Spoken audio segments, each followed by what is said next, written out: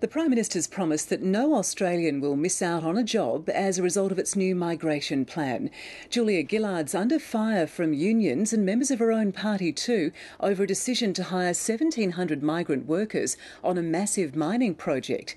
One Labor backbencher says he's gobsmacked and that the issue will be the subject of robust discussion at next week's caucus meeting. Donna Field reports. Yes. Thomas Bottom has been out of work since the start of the year. The 42-year-old has been employed in construction his whole life and says he'd travel anywhere for a job. It makes me pretty cranky with this government, you know, what can you say?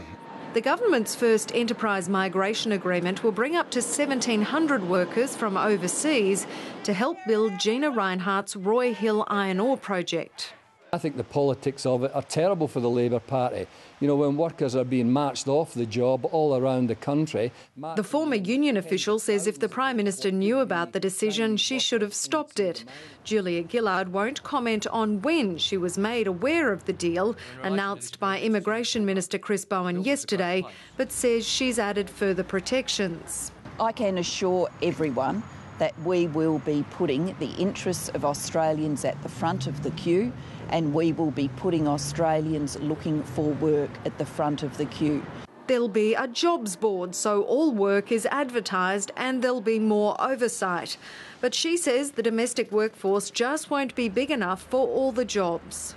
The sheer size and scale of what's happening means that we will need some foreign labour. What we've really seen here is a situation where Australia's migration policy has been handed over holus bolus to Gina Rinehart, the world's richest woman. The opposition supports the project but says the government's handling has revealed new leadership tensions. It's just another symptom of a government that is at war with itself, is divided and dysfunctional, and of a Prime Minister who doesn't know what's happening inside her own government. The Skills Minister says enterprise migration agreements have long been government policy and foreign workers will contribute to projects that create long-term jobs for Australians.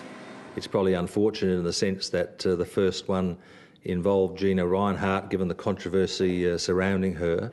The Roy Hill project will be the first of many to use such employment arrangements, with many already being negotiated.